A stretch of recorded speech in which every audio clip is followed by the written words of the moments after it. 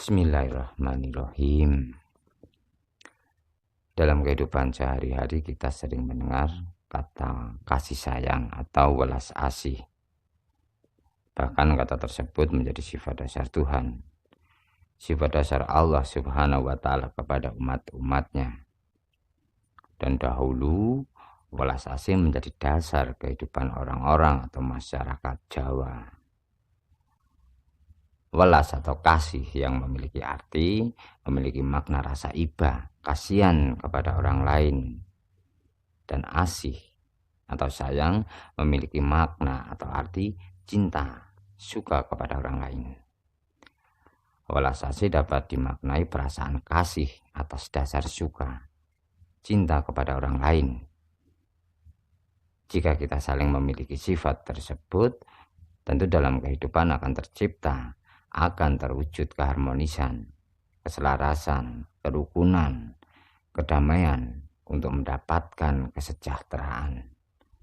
Yang tentu harus diawali dari diri pribadi yang dimunculkan dalam perilaku kehidupan. Bukan hanya diucapkan atau menjadi simbol, menjadi slogan semata.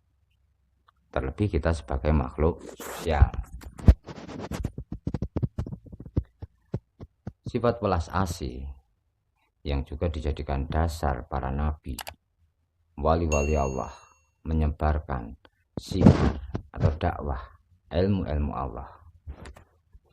Begitu sangat pentingnya welas asih dalam kehidupan kita, yang tentu bermanfaat untuk diri pribadi dan tentu untuk orang lain.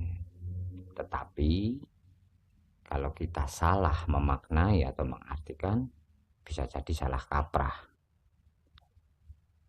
karena kita akan terjebak dan akan menjadi bumerang di antara yang memberi dan yang menerima. Apalagi jika rasa welas asih itu berlebihan, bukan kebaikan dan manfaat yang kita dapatkan, tetapi keburukan dan petaka yang akan kita dapatkan.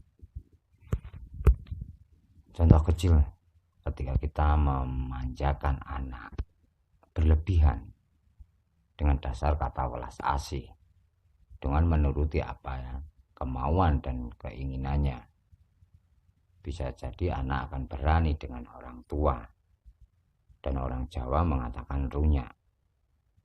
Dan sifat memaksa, sifat menakut-nakuti orang tua, termasuk dengan pasangan kita, istri atau pacar. Karena welas asih yang berlebihan, bisa jadi kita seperti budak. Karena yang muncul sifat takut dan hilang sifat pemimpin. Sebagai contoh, ketika anak kita bermain di jalan atau di sungai karena welas asih, apakah akan kita biarkan? Dengan konsekuensi terancam keselamatannya. Bisa jadi mengancam keselamatan orang lain. Atau kita larang meskipun dengan bentakan atau pukulan. Kalau kita diamkan, kita biarkan anak kita bermain di jalan atau di sungai yang membahayakan diri pribadi, itu bukan cerminan kasih sayang kita, tetapi sifat tega atau tegal. Dan apakah dengan bentakan, dengan pukulan itu berarti tega atau tegal? Bisa jadi dengan bentakan dan pukulan cermin atau wujud welas asih. Saat ini tanpa disadari kita terjebak karena welas asih.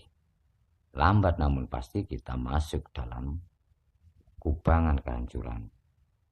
Karena teknologi seolah-olah kita mendidik, menjadikan anak-anak kita tuli, buta, dan bisu. Ketika mereka terlalu dalam permainan-permainan teknologi. Bahkan banyak cerita atau kabar korban anak-anak yang karena korban dari perkembangan teknologi. Memang welas asih menjadi dilema dalam diri pribadi. Kadang ketika salah dalam menerapkan menjadi masalah untuk diri kita. Tentu dengan kedewasaan menyikapi, kedewasaan bertindak, agar kita tidak terjebak dengan pemaknaan belas asih. Orang berpikir memberi hukuman itu tega atau tegel. Tetapi kalau kita renungkan, tidak semua karena tega dan tegel. Bahkan karena belas asih, hukuman itu penting dan wajib diberikan untuk mendapatkan kebaikan. Allah Maha Pengasih dan Penyayang. Dan Allah dengan bencana, meskipun dengan banyak korban, memunculkan sifat keji dan kejam. Bukan Allah yang keji dan kejam, tetapi sebenarnya umatnya lah yang keji dan kejam. Dan bencana itu bukti bahwa Allah menepati janji.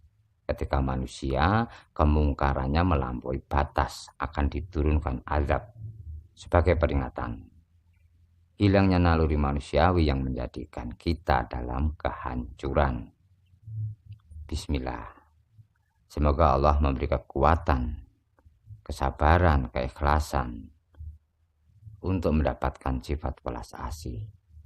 Dan kita selamat dari zaman kehancuran, akhir zaman. A'udzubillahi minasyaitonirrajim. Bismillahirrahmanirrahim. Alhamdulillahirabbil alamin. Arrahmanirrahim. Maliki yaumiddin. Iyyaka na'budu wa iyyaka nasta'in. Ihdinas siratal mustaqim.